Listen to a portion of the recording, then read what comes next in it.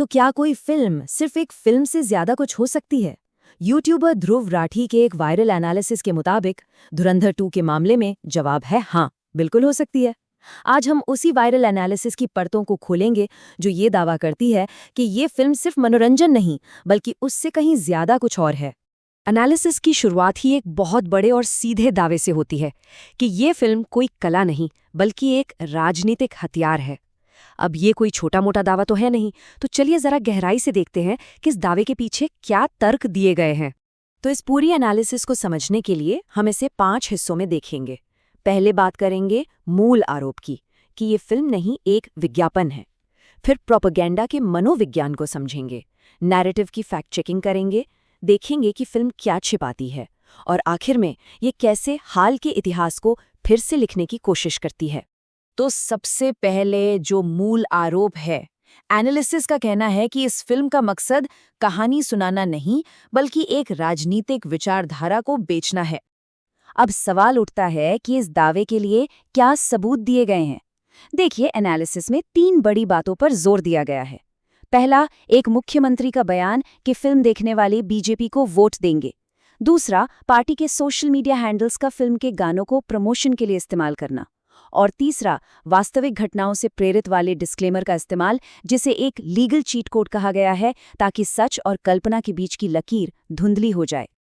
अब आते हैं एनालिसिस के उस हिस्से पर जो वाकई में बहुत दिलचस्प है। यहाँ उन मनोवैज्ञानिक दांवपेचों की बात की गई है जिनके इस्तेमाल का आरोप फिल्म पर है। ये बिल्कुल वैसी ही तकनीकें हैं जैसी क्लासिक विज्ञापनों में इस्तेमाल होती हैं। तो इसमें एक खास तकनीक का जिक्र है, इमोशनल प्राइमिंग। अब ये है क्या? आसान भाषा में कहें तो ये दिमाग के साथ खेलने जैसा है।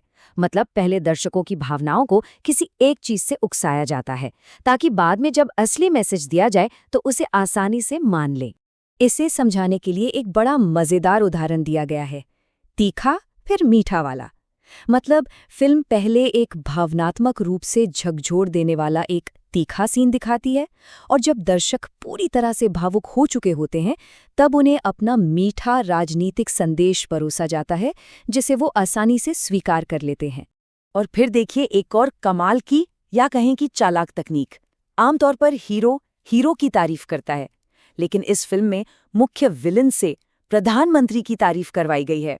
अब सोचिए, जब दुश्मन तारीफ करे तो उसका असर कितना ज्यादा होता है। ये अप्रत्याशित है और इसीलिए बहुत ज्यादा कन्विंसिंग लगता है। चलिए अब मनोवैज्ञानिक दांवपेच से हटकर सीधे सीधे फैक्ट्स यानी तथ्यों पर आते हैं। एनालिसिस में फिल्म में दिखाई गई घटनाओं की तुलना असलियत से की गई है, और जो फर्क सामने आए हैं वो काफी चौंकाने वाले हैं। जैसे फिल्म का नैरेटिव है कि विदेशी ताकतें प्रधानमंत्री के खिलाफ थीं, लेकिन एनालिसिस इसके उलट सबूत सामने रखती है, जैसे कि अमेरिकी राष्ट्रपति का चुनाव के दिन ही फोन करके बधाई देना, या एक पूर्व आईएसआई चीफ का ये कहना कि एजेंसी तो असल में मोदी को पसंद करती थी। अब बात करते हैं नोटबंदी की। फिल्म में इसे एक मास्टर स्ट्रोक की तरह दिखाया गया है, जिससे देश को बचाया गया। लेकिन एनालिसिस में आरबीआई के ही डेटा को सामने रखकर इस कहानी पर सवाल उठाए गए हैं। कहा गया है कि फिल्म में 60,000 करोड़ के नकली नोटों की बात है, जबकि आरबीआई का डेटा सिर्फ 43 करोड़ दिखाता है। और ये एक आंकड़ा 99.3%, ये वाकई में ध्यान खींचता है। आरबीआई की रिपोर्ट के हवाले से कहा गया है कि नोटबंदी के बाद लगभग सारा का सारा पैसा, मतलब 99.3% पैसा बैंकिंग सिस्टम में वापस आ गया। तो फिर जो दावा था कि इससे काला धन खत्म हो जाएगा, उस दावे पर गंभीर सवाल खड़े होते हैं। और इन आंकड़ों के अलावा एक मानवीय पहलू भी है जिसकी तरफ ध्यान दिलाया गया है। रिपोर्ट्स के मुताबिक 80 से ज्यादा लोगों की मौत एटीएम की लाइनों में या उस दौरान हुई कैश की किल्लत से जुड़ी परेशानियों की वजह से हुई थी। लेकिन कहानी सिर्फ वो नहीं होती जो दिखाई जाती है। एनालिसिस का तर्क है कि कहानी वो भी है जो छिपाई जाती है। मतलब जो चीजें फिल्म में नहीं दिखाई गईं, वो भी अपने आप में एक कहानी कहती हैं। ये बात बहुत गहरी है कि सबसे पावरफुल तकनीक वो नहीं जो दिखाते हैं, बल्कि वो है जो छिपा लेते हैं। तो सवाल ये है कि फिल्म ने कौन सी असुविधाजनक बातें नजरअंदाज कर दी या छिपा ली। एनालिसिस में कुछ बड़ी घटनाओं का जिक्र है जिन्हें फिल्म में जगह नहीं मिली, जैसे कि दिसंबर 2015 में प्रधानमंत्री का अचानक पाकिस्तान दौरा और उसके ठीक 8 दिन बाद पठानकोट एयरफोर्स स्टेशन पर हमला। फिर फरवरी 2019 का पुलवामा हमला, जिसके बारे में दावा है कि 11 खुफिया चेतावनियों के बाद भी हुआ।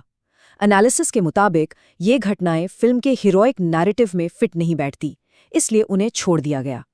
और यहाँ से एनालिसिस अपने सबसे गंभीर और शायद सबसे चौंकाने वाले आरोप पर पहुंचती है। आरोप ये है कि फिल्म सिर्फ कहानी नहीं बता रही, बल्कि हाल के इतिहास को, लोगों की अपनी यादों को ही बदलने की कोशिश कर रही है। इसका एक बड़ा उदाहरण दिया गया है अतीक अहमद की हत्या का। फिल्म में इसे एक क्लीन इंटेलिजेंस ऑपरेशन की तरह दिखाया गया है, जबकि असलियत क्या थी वो सब ने लाइव टीवी पर देखा था कि कैसे पुलिस कस्टडी में हमलावरों ने उसे मार दिया था, जिसे एक बड़ी कानून व्यवस्था की विफलता माना गया। और इसी को एनालिसिस में एक नाम दिया गया है, गैस लाइटिंग। ये एक मनोवैज्ञानिक शब्द है जिसका मतलब है किसी को इस तरह से मैनिपुलेट करना कि वो अपनी ही यादों, अपनी ही समझ पर शक करने लगे। मतलब जो अनुभव लोगों ने खुद जिए हैं, चाहे वो एटीएम की लंबी लाइनें हों या आतंकी हमलों की खबरें, फिल्म एक तरह से ये कहती है कि जो आपको याद है वो सच नहीं है, असली कहानी तो कुछ और ही थी। और इस तरह वो लोगों को उनकी अपनी यादों पर ही सवाल उठाने को मजबूर करती है। तो घूम फिरकर एनालिसिस वहीं आ जाती है जहां से शुरू हुई थी कि ये पीक सिनेमा नहीं बल्कि पीक एडवर्टाइजमेंट है। मतलब ये कला नहीं, एक प्रोडक्ट है जिसे एक खास राजनीतिक मकसद से बनाया गया है। और आखिर में ये विश्लेषण एक बहुत बड़ा और ज़रूरी सवाल छोड़ जाता है कि जब कोई फिल्म लोगों की यादों को ही दोबारा लिखने की कोशिश करे तो फिर सच क्या रह जाता है। ये सोचने वाली बात है कि मीडिया हमारी सोच और हमारी सच्चाई को किस हद तक आकार दे सकता है।